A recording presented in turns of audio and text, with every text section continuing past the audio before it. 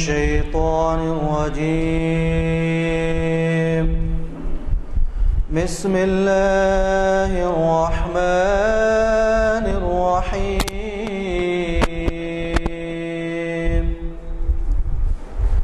أرأيت الذي يكذب بالدين فذلك الذي يدع اليتيم ولا يحض على طعام المسكين فويل للمصلين الذين هم عن صلاتهم ساهون الذين هم يراءون ويمنعون الماعون. محفل کی ابتدا جیسے کہ آپ جانتے ہیں قاری مرتضیٰ حسین صاحب کی قرأت کلام پاک سے ہوا، اور آپ یہ بھی جانتے ہیں کہ ہم کانفرنس ہال جامع مسجد عالیہ گن فاؤنڈری میں آج آئٹم نمبر 4 اعلامیہ نمبر 438 میں پروفیسر سید راشد نسیم ندوی صاحب کو سننے کے لیے جمع ہیں، اور انہی کا عنوان شریعت انفارمیشن سروس کی 451ویں نشست کے لیے اولاد کے حقوق شریعت کی روشنی میں. آپ اس سے بھی واقف ہیں کہ یہ کس قدر اہم عنوان ہے، کیونکہ آج زیادہ تر یہ دیکھا جا رہا ہے کہ بزرگان ملت یا عمر رسیدہ لوگ بھی اس پہ کم واقفیت رکھتے ہیں کہ اولاد کے کیا حقوق ہیں، اور اسی طریقے سے نوجوان بھی بہت کم واقف ہیں کہ والدین کے کیا حقوق ہیں. تو بہرحال آج مولانا نے ہمیں جو خطاب دیا ہے یہ پس منظر میں بہت اہم خطاب ہے. امید ہے کہ آپ اس سے پورا استفادہ کریں گے. پروفیسر سید راشد نسیم ندوی صاحب کا تعارف اس لیے میں ضروری نہیں سمجھتا کہ اب تک انہوں نے ہمارے ہاں درجنوں محافل کو مخاطب کیا ہے، اور یہی نہیں بلکہ وہ شہر کے ایک جانے مانے واعظ ہیں، اور ان کے خطابات کو اخبارات میں بھی کافی اہمیت دی جاتی ہے، سرخیوں میں اور نمایاں طور پر شائع کیا جاتا ہے. چنانچہ ہمارے پچھلا خطاب آج کے اخبارات میں محض درج ہے جو بہت ہی نمایاں شائع کیا گیا ہے. بہرحال میں خادم محفل غلام یزدانی آج کے اس محفل سے خطاب کے لیے پروفیسر سید راشد نسیم ندوی صاحب کو مدعو کرتا ہوں، اور یہ بھی اعلان کرتا ہوں کہ چہارشنبے کے دن الحمدللہ رب العالمین والصلاة والسلام علی سید المرسلین وعلی آلہ واصحابہ اجمعین، اما بعد. فقد قال اللہ تبارک وتعالی فی القرآن المجید والفرقان الحمید: اعوذ باللہ من الشیطان الرجیم، بسم اللہ الرحمن الرحیم. یا ایہا الذین آمنوا قوا انفسکم واہلکم نارا وقودها الناس والحجارہ علیہا ملائکۃ شداد غلاظ لا یعصون ما امرهم اللہ ویفعلون ما یؤمرون. صدق اللہ العظیم. بزرگوں اور دوستو، جیسا کہ ابھی آپ کے سامنے ایڈوکیٹ صاحب نے پچھلی گفتگو کا حوالہ دیا، جس میں کہ میں نے یہ عرض کیا تھا کہ شریعت اسلامی دراصل حقوق اور فرائض کا حسین امتزاج ہے. شریعت میں اللہ تعالیٰ نے اللہ کے حقوق بندوں پر، بندوں کے حقوق بندوں پر، اور پھر فرائض، ان حقوق اور فرائض کے بعد ان کا نتیجہ، ان پہ اجر، اسی کا تذکرہ فرمایا ہے۔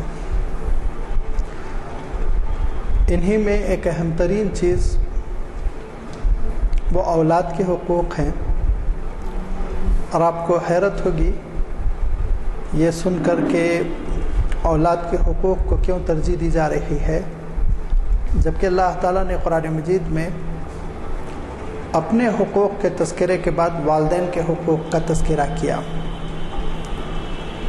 جا بجا آپ قرآن مجید میں دیکھیں گے اللہ تعالیٰ ارشاد فرماتا ہے کہ وَقَضَىٰ رَبُّكَ أَلَّا تَعْبُدُوا إِلَّا إِيَّاهُ وَبِالْوَالِدَيْنِ إِحْسَانًا، والدین کے ساتھ حسن سلوک، والدین کے ساتھ حسن سلوک۔ قرآن پاک میں بھی تاکید ہے، اللہ کے رسول صلی اللہ علیہ وسلم نے بھی اپنے ارشادات میں بہت تاکید فرمائی، پھر بھی میں اولاد کے حقوق پر گفتگو کر رہا ہوں۔ ترتیب تو اس بات کا تقاضا کرتی ہے کہ والدین کے حقوق پر پہلے گفتگو ہو۔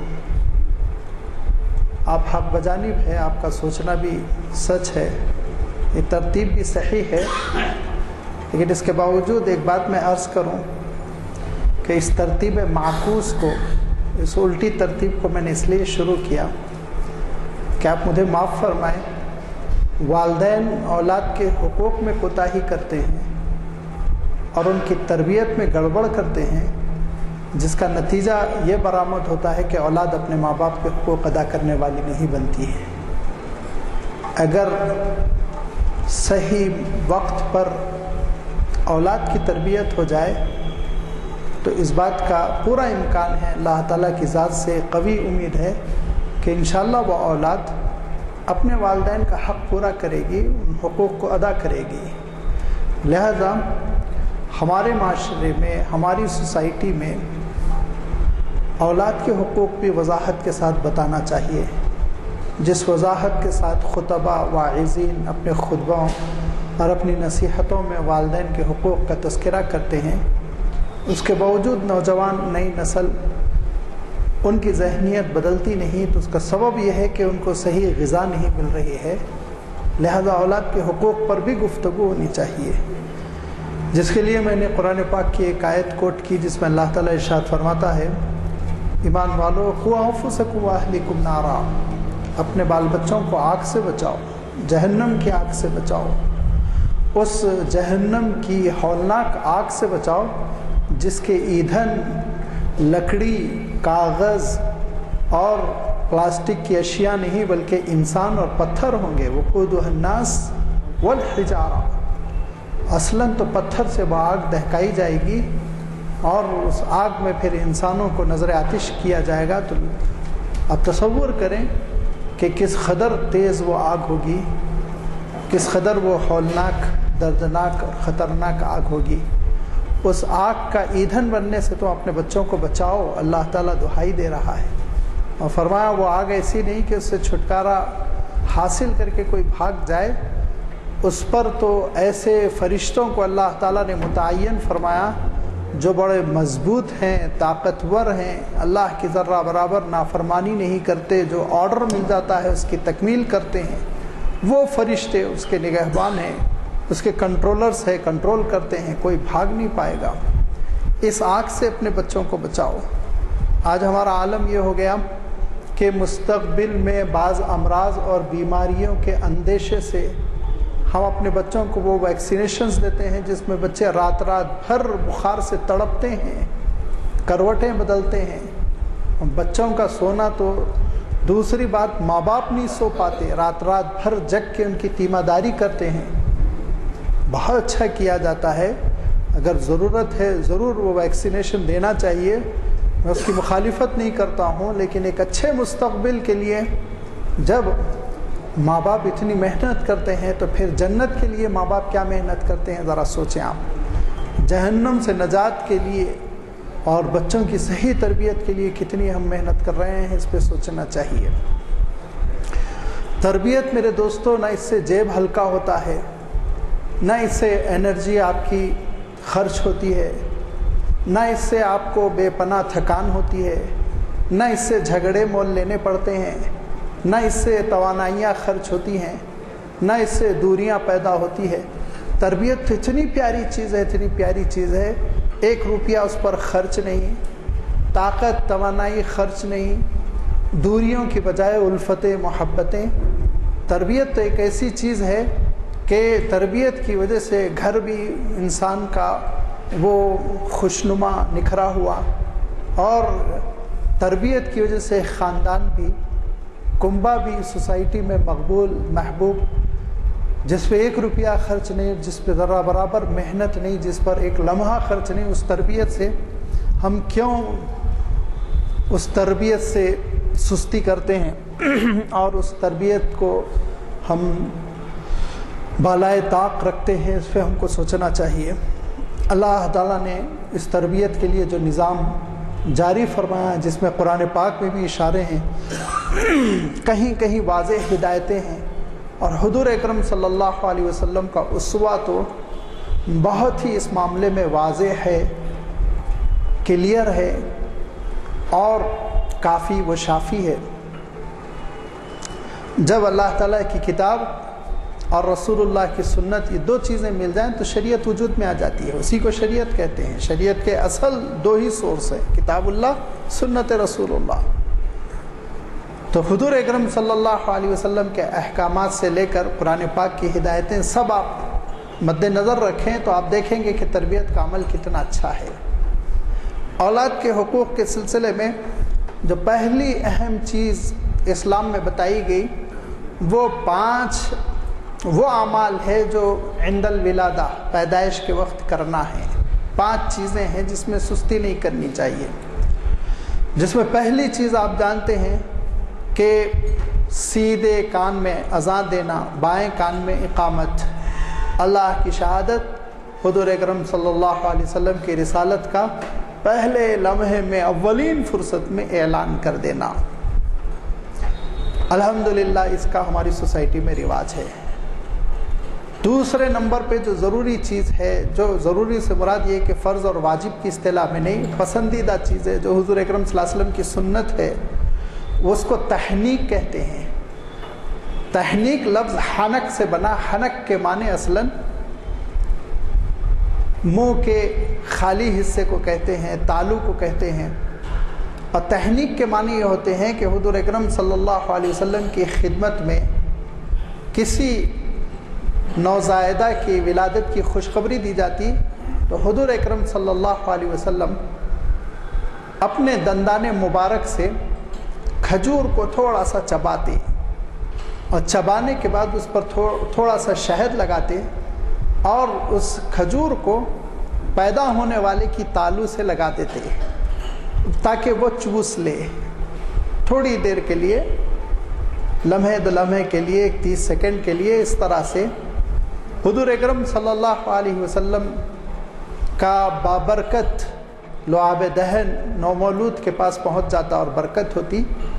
اس کو سنت قرار دیا گیا ہے، اور گھر کے جو بڑے بزرگ ہیں، اللہ والے ہیں، مستجاب الدعوات ہیں، ان کے ذریعے سے تحنیک کروا لی جائے کہ کھجور کو تھوڑا سا وہ دانتوں میں رکھ کر دبائیں، چبانے کی ضرورت نہیں، اور اس پہ تھوڑا سا شہد لگا دیں، اور پیدا ہونے والے کے نومولود کی تالو میں اس کو ایسا لگائیں کہ اس کو تھوڑا سا وہ چوس سکے۔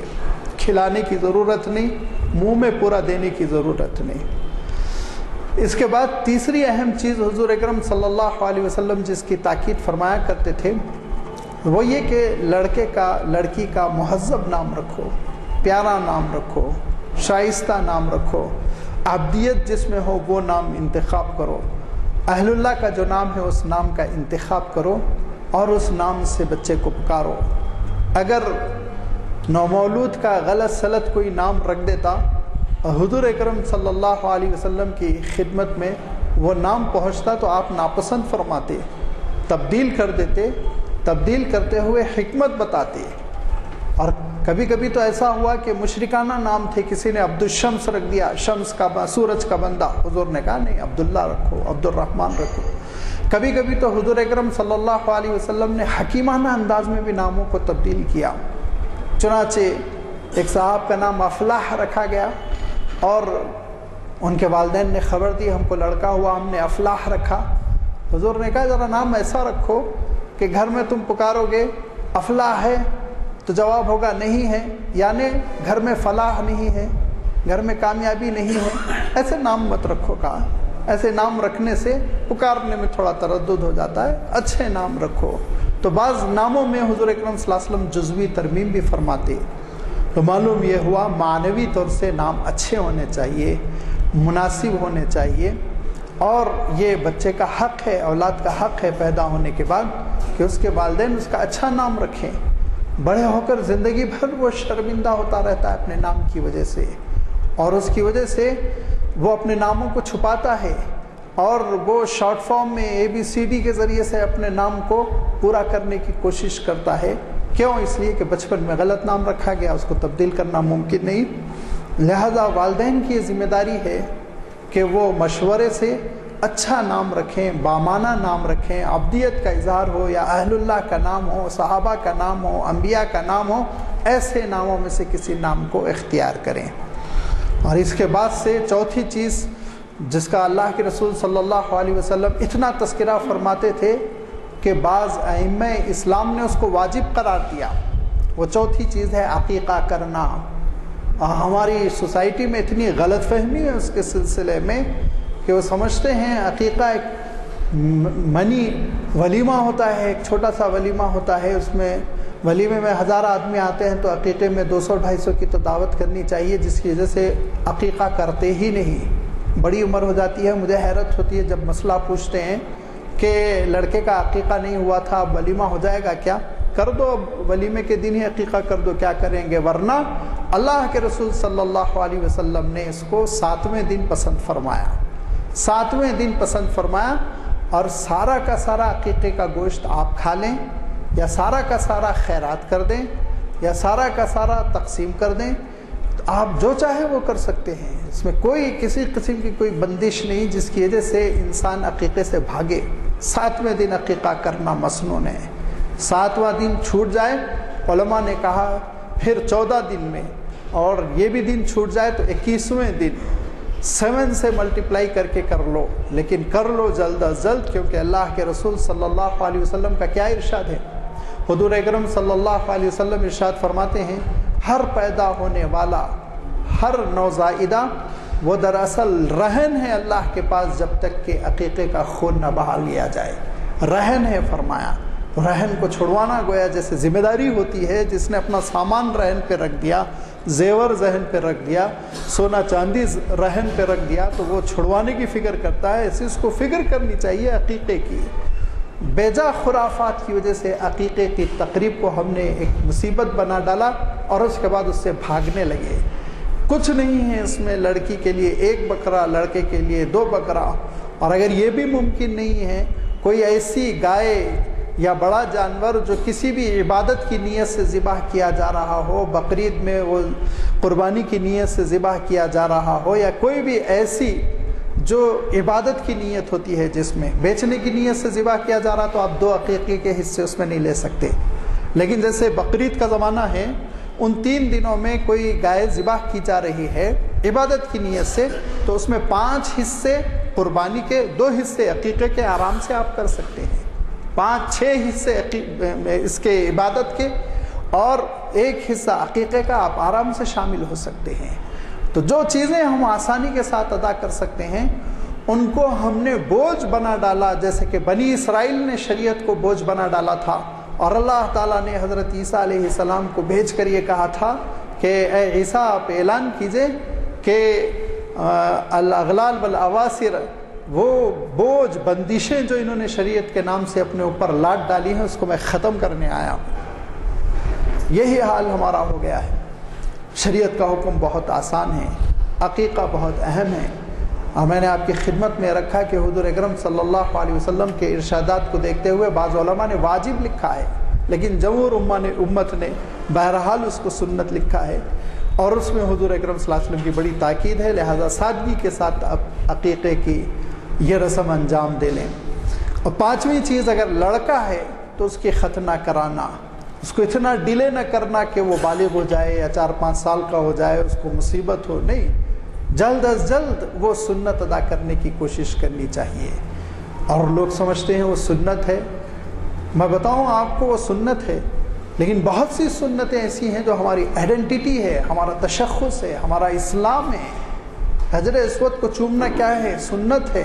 مقام ابراہیم پر 2 رکعت پڑھنا کیا ہے؟ سنت ہے۔ اور طواف سعی کے درمیان، صفا و مروہ کے درمیان سعی کرنا کیا ہے؟ سنت ہے۔ لیکن اللہ تعالیٰ نے من شعائر اللہ فرمایا، دین کی وہ علامتیں ہیں جن کو برقرار رکھنا ہے۔ لہذا یہ 5ویں ذمہ داری ہوتی ہے والدین کی، پیدائش کے بعد اگر لڑکا ہے تو جلد از جلد اس سنت سے، اس نیک عمل سے فارغ ہو جائیں۔ بڑے ہونے کا ہرگز انتظار نہ کریں، کم عمری میں کرنے میں بڑی عافیتیں ہیں۔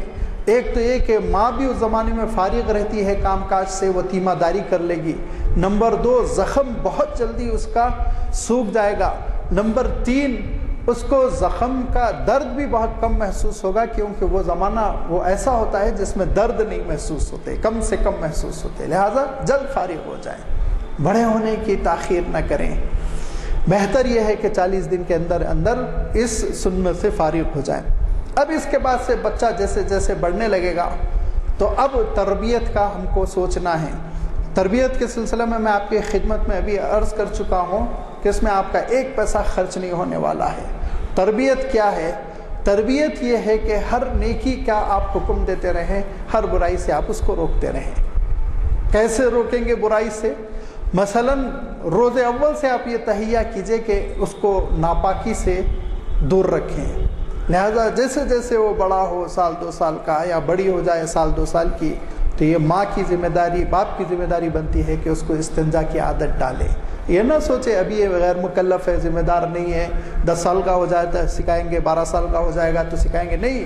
کبھی کبھی یاد رکھیے، پودے غلط طور پر نشو نما پا لیتے ہیں۔ اگر آپ ان کو تناور درخت بننے کا انتظار کریں گے تو پھر آپ ان کو جڑ سے نہیں اکھاڑ سکیں گے۔ کبھی کبھی برائیاں اتنی جڑ پکڑ لیتی ہے، زندگی بھر پھر وہ تربیت کی صحیح ترتیب پہ نہیں آ پاتے۔ لہذا شروع سے ہم طہارت کا ان کو عادی بنائیں۔ اس کے ساتھ ساتھ اس بات کی کوشش کریں کہ ہم ان کو نبیوں کے قصے سنائیں، صحابہ کے قصے سنائیں، اللہ تعالیٰ کی محبت ان کے دلوں میں پیدا کر دیں۔ بولیے اس میں کیا خرچ ہونے والا ہے؟ رات میں تھکے ہارے ادھر ادھر کی بکواس کرتے ہیں اور باپ دادا نانا بسا اوقات بلی بندر بن کے بچوں کو کھلاتے ہیں۔ ہم نے خود اپنی آنکھوں سے دیکھا، دل بہلانے کے لیے تماشے کرتے ہیں۔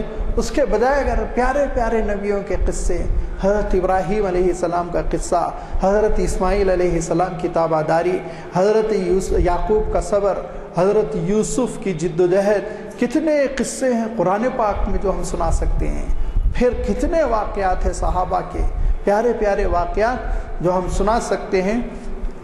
ایک بڑے مفکر جو آکسفورڈ یونیورسٹی پڑھنے کے لیے گئے ہوئے تھے، آزادی سے پہلے کی بات ہے یہ، انہوں نے ایک آرٹیکل لکھا جو باضابطہ لکھنؤ کے ایک مجلے میں چھپا، جس میں انہوں نے میری محسن کتابیں اس عنوان سے علامہ شبلی نعمانی کی کتاب الفاروق کا تذکرہ کیا اور کہا یہ کتاب، اس کتاب نے میرے اسلام کو بچایا، میرے ایمان کو بچایا۔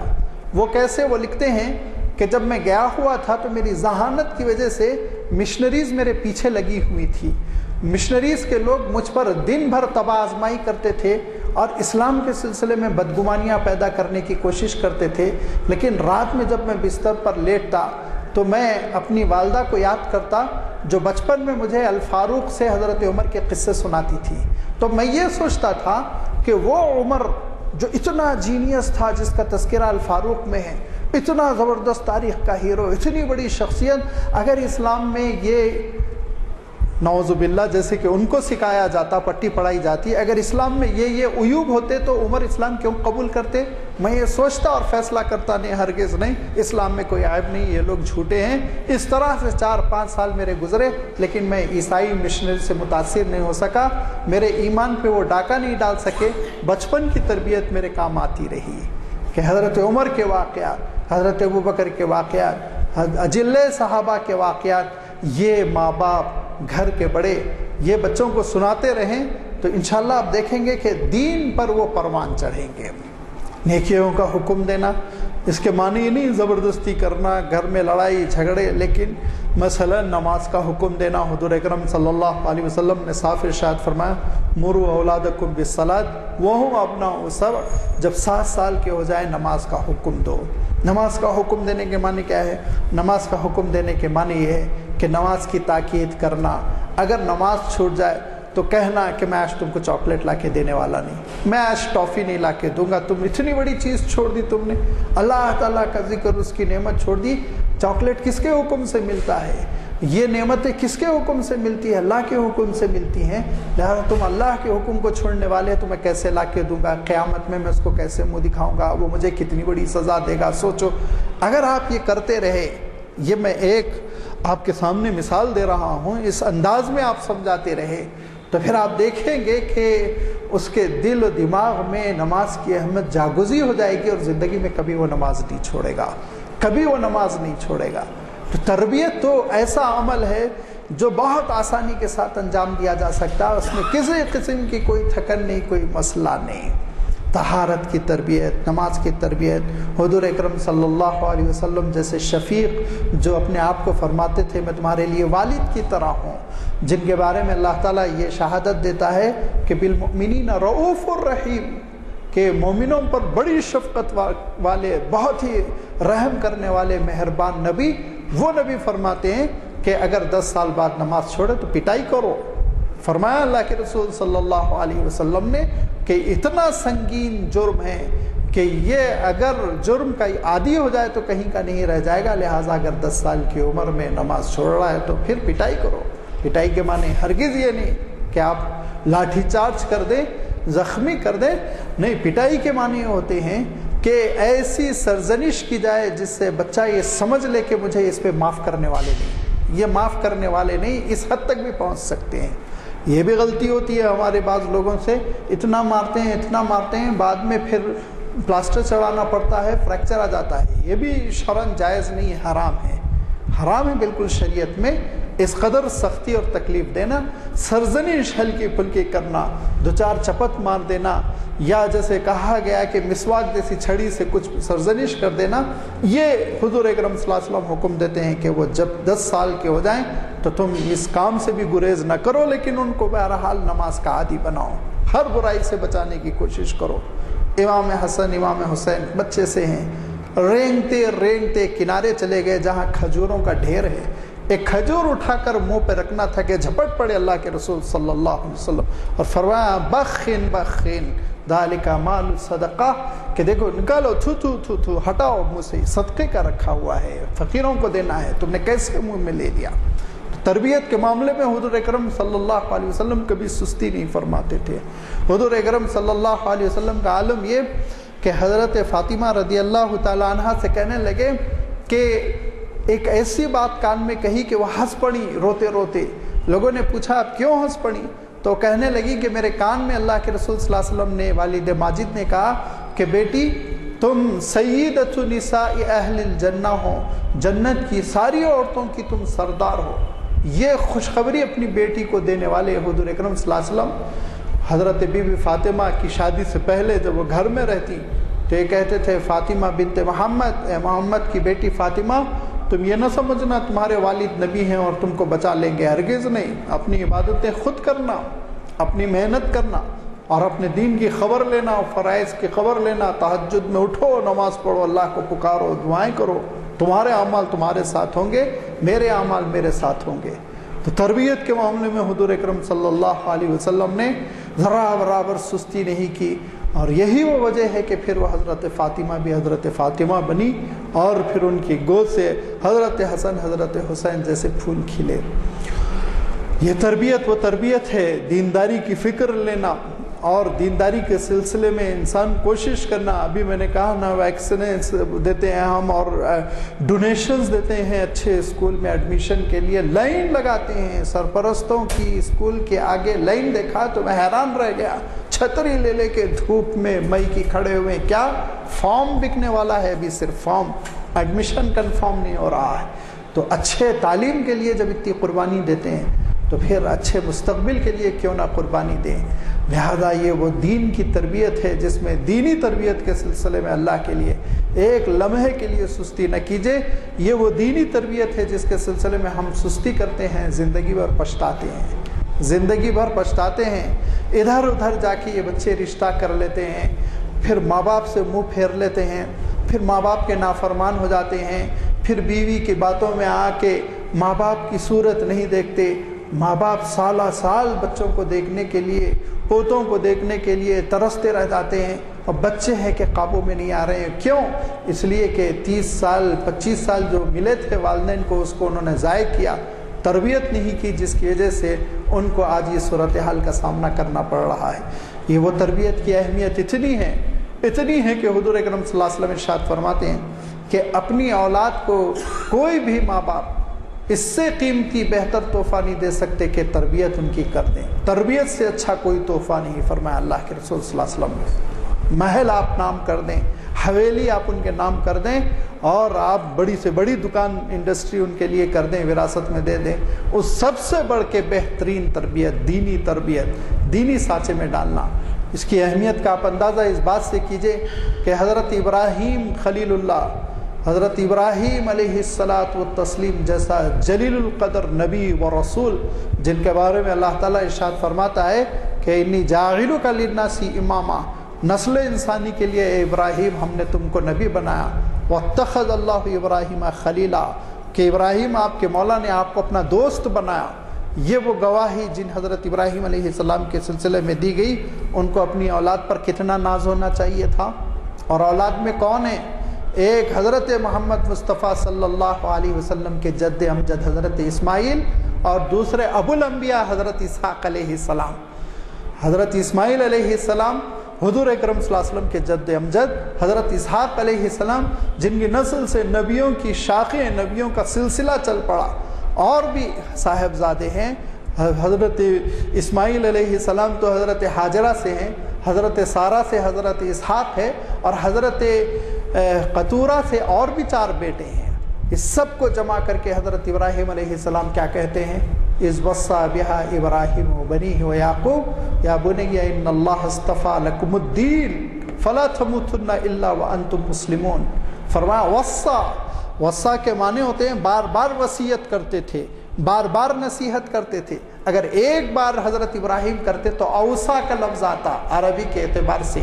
آپ کسی بھی عرب مفسر کی تفسیر اٹھا کے دیکھ لیں، مجھے پورا اعتماد ہے، آپ دیکھیں گے کہ اس میں وہ تشریح کریں گے کہ بکثرت کہتے تھے، بکثرت نصیحت کرتے تھے، بکثرت وصیت کرتے تھے کہ دیکھو بیٹے، تم لوگوں کو اللہ تعالیٰ نے اسلام کے لیے چن لیا ہے، اتنے بڑے دین کے لیے تم لوگوں کو چن لیا ہے. ان اللہ اصطفى لکم الدین فلا تموتن الا وانتم مسلمون. لہذا تم پوری زندگی اسلام پہ بسر کرنا تاکہ موت بھی تمہاری اسلام پر آئے. یہ حضرت ابراہیم علیہ السلام کی کڑھن تھی، یہ وہ حضرت ابراہیم علیہ السلام کی تڑپ تھی اپنی اولاد کے سلسلے میں، جو پھر حضرت اسحاق علیہ السلام سے ہوتے ہوئے حضرت یعقوب تک منتقل ہوئی. اور حضرت یعقوب علیہ السلام کی وفات کا وقت آیا تو انہوں نے بھی اپنے 12 صاحبزادوں کو جمع کیا اور ان سے یہی کہا کہ ام کنتم شہداء اذ حضر یعقوب الموت اذ قال لبنیہ ما تعبدون من بعدی. میرے بعد کس کی عبادت کرو گے؟ کیا تم کون سا دین رہے گا؟ اعلان کر دو، وعدہ کرو میرے سامنے تاکہ میری آنکھیں ٹھنڈی رہیں. تو انہوں نے کہا ابا جان اس میں کوئی سوچنے کی بات ہے، ہم نبی زادے ہیں، نبی کے پوتے ہیں، نبی کے پرپوتے ہیں، نعوذ باللہ کوئی اور دین اپنائیں گے؟ ہم اسی دین پر رہیں گے جو دین آپ کا ہے، آپ کے اجداد یعقوب اور اسحاق اور اسماعیل کا ہے اور ابراہیم کا ہے، ہم اسی دین پر رہیں گے. تب حضرت یعقوب علیہ السلام کو اطمینان ہوا کہ ہاں میری نسل اب دین پر پروان چڑھ رہی ہے. یہ تربیت، دینی تربیت، اس کی غیر معمولی اہمیت ہے، اس کے سلسلے میں سستی نہیں کرنی چاہیے.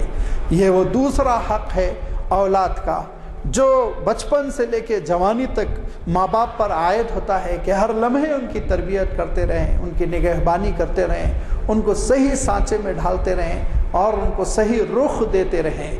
اور اس کے بعد سے پھر اس تربیت کے مرحلے کے بعد جو چیز سامنے آتی ہے وہ یہ کہ اگر وہ جوان ہو جائیں تو اچھے رشتے کے لیے جستجو کریں، نیک صالح رشتے کے لیے جستجو کریں. اگر لڑکی ہے تو اچھا لڑکا تلاش کریں، اگر لڑکا ہے تو اچھی لڑکی تلاش کریں، اور اس بات کی کوشش کریں کہ اس کو صحیح خاندان میں دیا جائے. حضرت ابراہیم علیہ السلام تشریف لاتے ہیں مکہ مکرمہ. حضرت اسماعیل علیہ السلام کا نکاح ہو چکا ہے اور حضرت اسماعیل علیہ السلام تجارت کی غرض سے مکے کے باہر گئے ہوئے ہیں. حضرت ابراہیم علیہ السلام پوچھتے ہیں کہ اسماعیل کا گھر کون سا ہے. لوگوں نے بتایا وہ سامنے والا.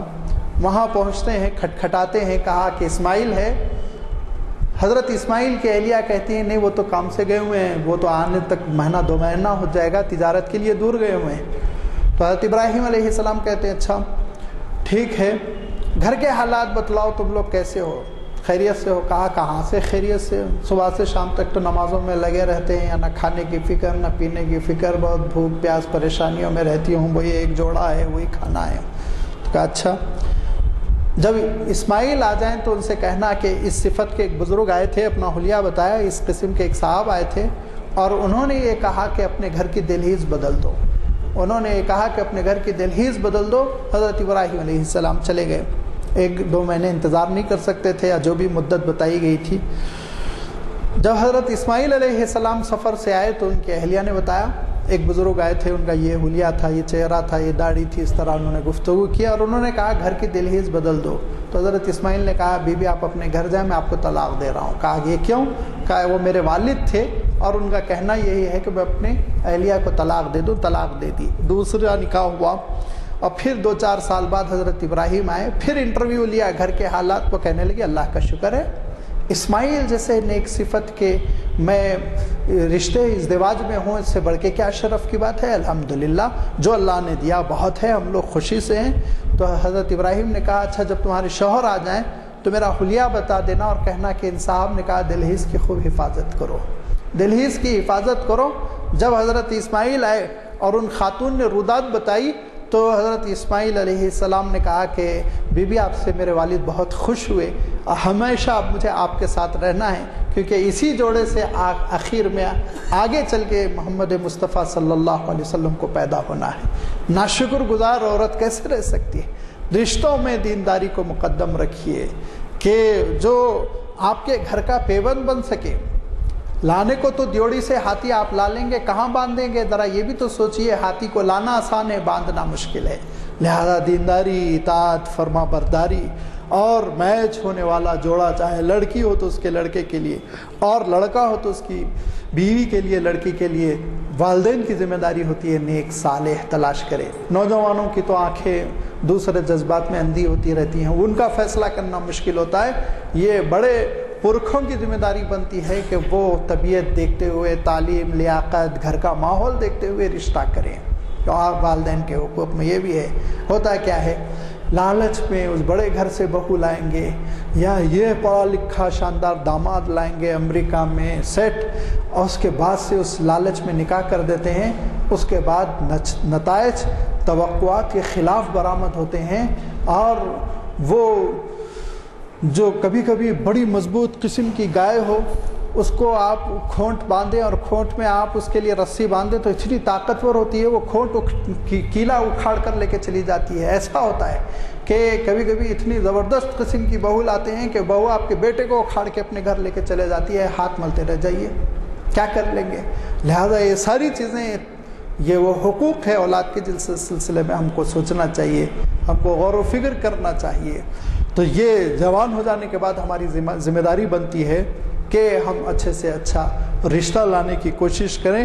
اور بھی اولاد کے بہت سے حقوق ہیں، لازمی بات ہے ان کی بڑی تفصیل اللہ کے رسول صلی اللہ علیہ وسلم نے اپنے مختلف بیانات میں، ارشادات میں، جن کو ہم احادیث کا ذخیرہ کہتے ہیں، اس میں بیان فرمائی. اور اس کے اشارے اور اس کی بنیادیں اللہ تعالیٰ نے قرآن مجید میں ارشاد فرمائی.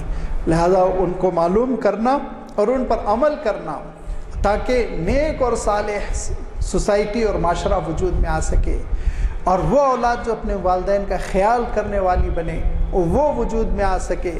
ورنہ آخری عمر میں جب نوجوان ہو چکا ہے 25 سال کا کڑیل، اس کے سامنے کہہ رہے ہیں وَقَضَىٰ رَبُّكَ أَلَّا تَعْبُدُوا إِلَّا إِيَّاهُ وَبِالْوَالِدَيْنِ إِحْسَانًا، اللہ کا حکم ہے والدین کے ساتھ حسن سلوک کرو، تو وہ 25 سال سے اللہ کے لیے سجدہ نہیں کر رہا ہے، تو اب آپ کے لیے کیا کرے گا سوچئے۔ 25 سال آپ نے اس کو اللہ کا نام دے کر، اللہ کی دعائی دے کر نماز نہیں سکھائی، تو اب اللہ کی دعائی دے کے آپ اس کو والدین کی اطاعت کہہ رہے ہیں، تو وہ سمجھتا ہے کہ یہ تو وقت پڑ گیا تو مذہب کا انہوں نے نام لے لیا۔ اور اگر بچپن سے کسی نے تربیت کر دی دینی، تو ذرہ برابر اس کو پھر اللہ کا نام لے کر اللہ کے نام کی دعائی کے ساتھ والدین کے حقوق بتانے کی ضرورت ہی نہیں، وہ خود بخود اپنے والدین کے حقوق ادا کرنے والا بنے گا، والدین کا خیال رکھے گا، سوسائٹی کا خیال رکھے گا، سب سے محبت کرے گا۔ لہذا اولاد کے بہت سارے حقوق ہیں، اس میں ایک اہم چیز ہے جس کے سلسلے میں سستی دیکھتا ہوں، اس کا میں اشارہ کرتے ہوئے اپنی گفتگو ختم کرتا ہوں۔ ایک سستی جو ہوتی ہے جس کا خمیازہ بعد میں بھگتنا پڑتا ہے، جو اکثر خاندانوں میں دیکھتا ہوں، پڑھے لکھے لوگوں میں دیکھتا ہوں، حیرت کرتا ہوں کہ یہ کیسے نادان لوگ ہیں۔ وہ کیا ہے؟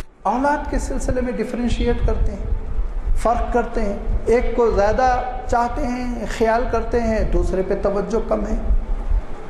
عجیب حیرت ہوتی، آپ کی اولاد ہے، کہیں سے آپ مانگ کے، ایسا تو نہیں ریڈی میڈ لے کے گھر چلے آئے ہیں، وہ بھی تو آپ کی اولاد ہے، وہ بھی آپ کا لڑکا ہے، وہ بھی آپ کی لڑکی۔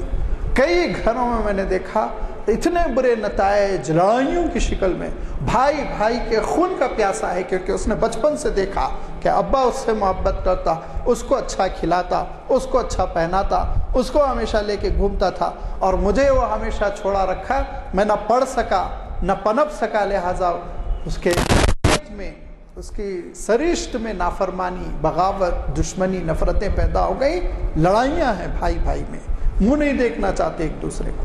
حضور اکرم صلی اللہ علیہ وسلم کی خدمت میں ایک صحابی آئے، حضرت نعمان بن بشیر رضی اللہ تعالیٰ عنہ کہتے ہیں کہ میں چھوٹا سا تھا، ابا مجھے حضور کی خدمت میں لے کے گئے، اور کہا کہ اللہ کے رسول میرا بچہ یہ بڑا پیارا ہے، اچھا ہے، لہذا میں نے گھر اس کے نام لکھ دیا، میں نے اس کو ایک بڑا حصہ ڈونیٹ کر دیا ہے، ایک بڑی چیز میں نے اس کو ڈونیٹ کر دی۔ تو حضور نے فرمایا تم کو اور بھی بچے ہیں؟ تو حضرت بشیر کہتے ہیں اللہ کے رسول مجھے اور بھی بچے ہیں۔ تو کہا ان سب کو اتنا دیا جتنا اس کو دے رہے ہو؟ تو کہا نہیں، کسی کو بھی نہیں دیا، صرف اس کو دیا۔ تو حضور اکرم صلی اللہ علیہ وسلم یہ ارشاد فرماتے ہیں بخدا تم اپنے ظلم پر مجھے قیامت کے دن گواہ نہ بناؤ۔ فرمایا آپ صلی اللہ علیہ وسلم نے فلا تشہد بی اعلی جور، ظلم پر، نافرمانی پر، ناانصافی پہ تم مجھے قیامت کے دن گواہ نہ بناؤ۔ گھبرا گئے حضرت بشیر، پوچھتے ہیں اللہ کے رسول پھر میں کیا کروں؟ فرمایا فرجع، واپس لو، اس سے لے لو واپس، اور اولاد میں برابر برابر تقسیم کرو گا، برابر برابر سب کو تقسیم کرو، اس طرح نا انصافی نہ کرو کوئی ایک کو سب کچھ دے گئے اور دوسرے کو بالکل چھوڑ گئے۔ تو حضرت نعمان رضی اللہ تعالیٰ عنہ کہتے ہیں کہ میرے والد نے پھر مجھ سے وہ تحفہ واپس لے لیا اور پھر سارے بچوں میں اپنی ساری اولاد میں برابر برابر تقسیم کیا۔ یہ اولاد کے حقوق میں ایک اہم ترین حق ہے، ہماری ذمہ داری ہے ساری اولاد کو ایک نگاہ سے دیکھیں، ان میں فرق کرنے کی کوشش نہ کریں۔ کپڑے لیں تو سب کے لیے ایک قیمت، تفریح کریں تو سب کے ساتھ، کھائیں کھلائیں تو سب کو ایک درجے کا، ایک حیثیت سے۔ پھر اس کے بعد سے ہوگا کیا؟ آپس میں ان کے دلوں میں یہ تصور پیدا ہو جائے گا ہم سب برابر ہیں ابا اور امی کی نگاہ میں، لہذا وہ یہ سمجھیں گے کہ ہم ایک ہار میں پرو دیے گئے ہیں، ہم ایک فیملی کے ممبر ہیں، ایک خاندان کے افراد ہیں، محبتیں ہوں گی، ایک دوسرے سے ہمیشہ جڑے رہیں گے۔ اس سلسلے میں چونکہ بڑی سستی ہوتی ہے اور کئی واقعات ایسے ہیں جس کا میں خود عینی شاہد ہوں، اسی لیے میں نے اس کی وضاحت زیادہ ضرورت سے زیادہ کر دی کہ اولاد کے درمیان فرق نہ کیا جائے، سب کو ایک نگاہ سے دیکھا جائے، اور لڑکے ہو لڑکی ہو اس بنیاد پہ بھی فرق نہ ہو، بڑے ہوں چھوٹے ہوں اس بنیاد پہ بھی فرق نہ ہو، آگے چل کے وہ غریب رہ جائیں امیر ہو جائیں اس بنیاد پہ بھی فرق نہ ہو۔ اولاد تو سب اولاد ہے، سب کو ایک نگاہ سے دیکھیں، انشاءاللہ اللہ تعالی ہمارے خاندانوں کو بابرکت کرے گا اور ترقی دے گا اور الفتیں پیدا کرے گا اور محبتیں پیدا کرے گا اور نفرتیں دور کرے گا۔ وآخر دعوانا ان الحمدللہ رب العالمین۔ حضرات میں بھول جاؤں گا، انجمن ترقی اردو کی جانب سے ہماری زبان کے کہ آپ کو اندازہ ہوا ہوگا کہ سب عقل و فہم کی گولیاں جو ہیں یہ ایک خزانے کے طور پر ہماری تعلیمات میں ہیں، لیکن کیا ہم ان سے استفادہ کرتے ہیں یہ سوال ہے۔ اب آپ کسی دن کا بھی اخبار اٹھا کے دیکھ لیجئے، کوئی اخبار اٹھا کے دیکھ لیجئے، انگریزی نہیں، تیلگو نہیں، مراٹھی نہیں، اردو اخبارات تو آپ میں بہت سے لوگ پڑھتے ہیں، اس میں کئی نوجوان اتنی برائیوں میں مبتلا ہیں، اتنی برائیوں میں مبتلا ہیں، اور اب تو یہ بھی ہے کہ ان کے ساتھ ان کے والد والدین بھی وہ برائیوں میں مبتلا ہیں۔ سزا کا ذکر ہے، تفتیش کا ذکر ہے، اور پھر کس طریقے سے پولیس ان کے ساتھ برتاؤ کر رہی ہے ذکر ہے۔ یہ سب وجہ کیا ہے؟ یہی وجہ ہے جو آپ نے فرمایا۔ آپ نے یہ کہا کہ میں ابتدا بچوں کے اولاد کے حقوق سے کیا، والدین کے حقوق سے نہیں کیا۔ آپ کو اندازہ ہوگا کہ کئی گھرانے ایسے ہیں جس میں والدین بچے سے کہتے ہیں، بچے سے مانے جب نوجوان ہو جاتا ہے، بڑا ہوتا ہے، جب نافرمانی کرتا ہے تو اس وقت یہ کہتے ہیں کہ بیٹا تمہارا قصور نہیں ہے، ہمارا ہی قصور ہے، کیونکہ ہم نے تربیت تم کو ایسی دی نہیں۔ اب وہ اس کی کیا پرواہ کرے گا جب آپ کی تربیت ہی نہیں ہے ویسی، تو اور آپ خود معترف ہیں اس بات کے کہ آپ نے وہ تربیت نہیں دی جو اسلام چاہتا ہے، تو ظاہر ہے اعتراف کرنا پڑتا ہے کہ ہم نے آپ کو وہ تربیت نہیں دی، اس لیے آپ ہمارے ساتھ اس طریقے کا سلوک کر رہے ہیں۔ آپ نے ذکر کیا کہ اولاد کے حقوق برابر کے ہیں، امتیاز نہیں ہونا چاہیے۔ آپ ایک چیز پہ غور کر لیجئے کہ ورثے ترکے میں کوئی تفرقہ ہے کیا کہ بڑے بھائی کو کچھ زیادہ حصہ ہے، چھوٹے بھائی کو کچھ حصہ ہے، یا بہنوں میں چھوٹی بہن کو کچھ ہے یا بڑی بہن کو کچھ نہیں ہے، کوئی تفرقہ نہیں۔ وہی ہاں یہ تفرقہ ہے کیونکہ عورت لڑکی جو ہے دوسرے گھر جاتی ہے اور وہاں پر بھی اس کو ملتا ہے، لہذا نصف حصہ اس کا، دگنا حصہ بھائی کا۔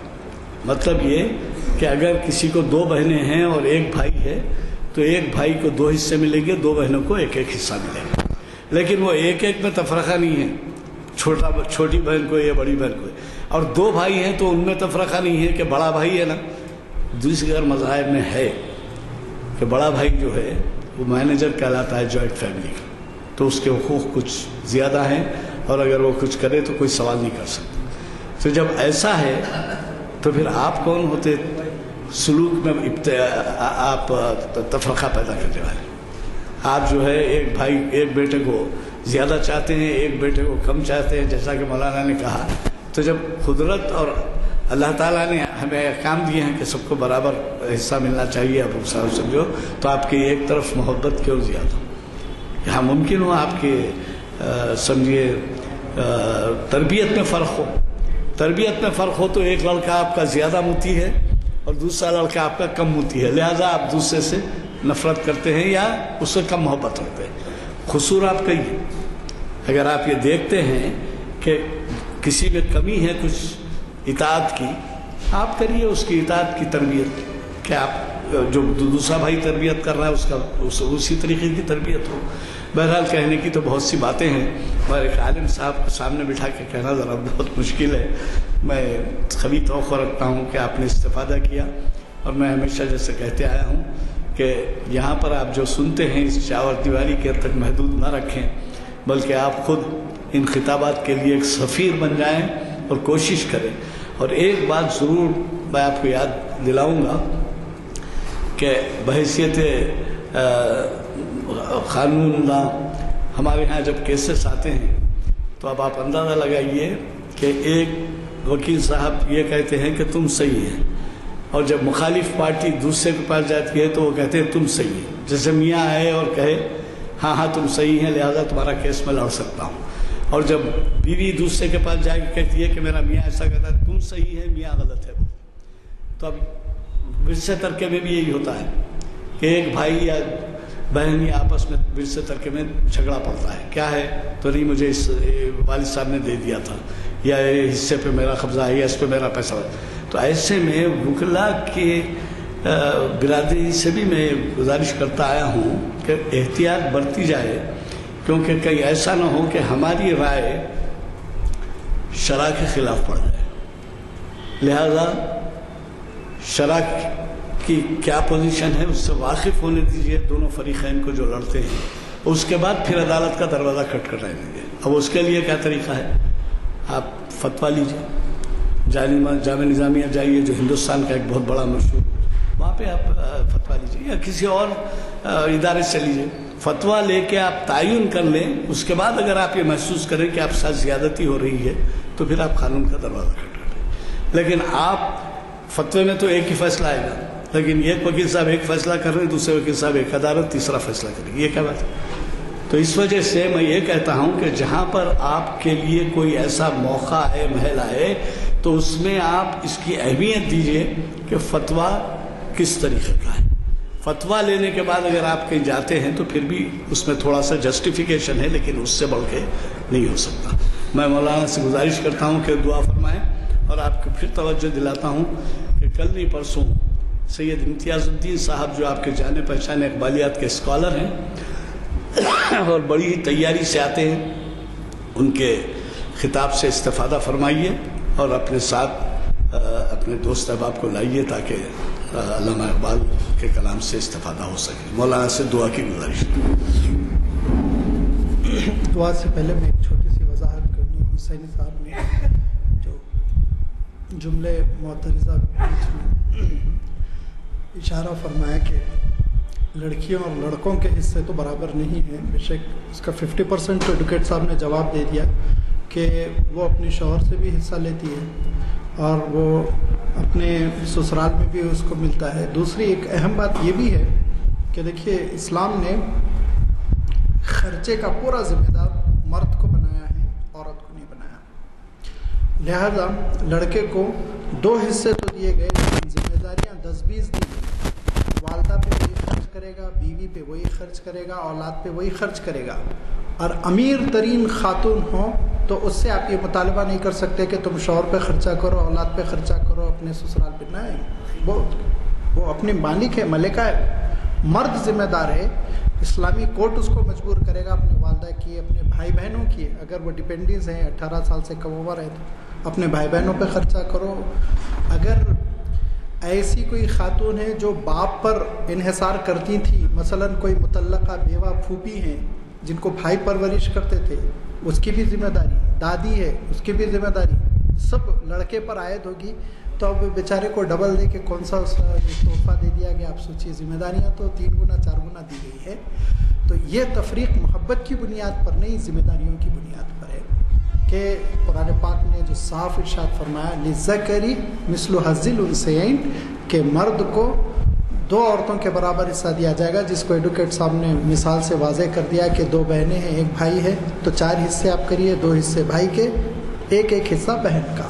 یہ اسلامی شریعت کا تناظر ہے, اس کا بیک گراؤنڈ ہے, جس کی وجہ سے بھائی اور بہن میں فرق رکھا گیا. زندگی میں اگر ہم تقسیم کرنا چاہیں وہ آپ کی مرضی, آپ جیسا چاہے خرچ کر لیں. ہاں, مسجد کو آپ دے دیجئے. بچے ہیں, چاروں میں ایکول ڈسٹریبیوٹ کرنا. اگر آپ زندگی میں کر رہے ہیں جی, وصیت میں نہیں.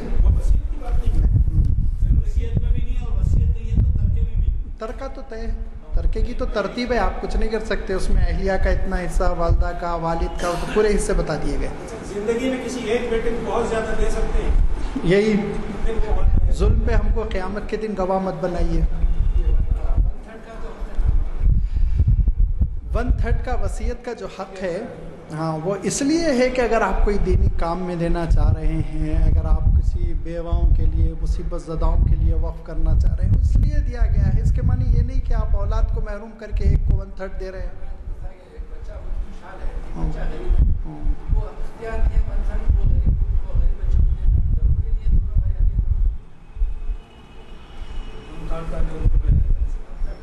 ون تھرڈ جو ہے یاد رکھیے ورثہ کے حق میں نہیں جاری ہوگی.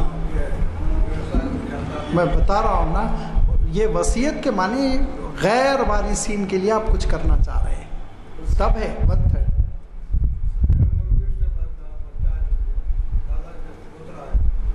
ہاں اس کو دے سکتے, وہ ورثہ میں نہیں ہے. ورثہ میں آپ مثلا کسی کے 3 لڑکے ہیں، وہ 3 لڑکوں میں 2 لڑکوں کو تو یہ کہتے ہیں کہ تم جو ہے قانونی طور پر وارث بنو، ایک کے نام کہتے ہیں میں تم کو 1/3 دے رہا ہوں، یہ نہیں چلے گا، ایسا نہیں۔ وراثت ملے گی اس کو، قانونی وراثت ملے گی، صرف 1/3 جاری نہیں کریں گے اس میں۔ فقہی مسائل ہے جیسے کہ ایڈوکیٹ صاحب نے فرمایا فتوے لینا چاہیے، ریٹن احتیاط سے کام لینا چاہیے، اس میں نزاکتیں رہتی ہیں۔ اللہم لک الحمد کما ینبغی لجلال وجہک وعظیم سلطانک، والصلاۃ والسلام علی رسولک وحبیبک محمد علیہ وصحبہ۔ ربنا تقبل منا انک انت السمیع العلیم، ربنا آتنا فی الدنیا حسنہ وفی الآخرۃ حسنہ وقنا عذاب النار۔ ربنا لا تؤاخذنا إن نسينا وأخطأنا، ربنا ولا تحمل علينا إصرا كما حملته على الذين من قبلنا، ربنا ولا تحملنا ما لا طاقة لنا به، واعف عنا واغفر لنا وارحمنا أنت مولانا فانصرنا على القوم الكافرين۔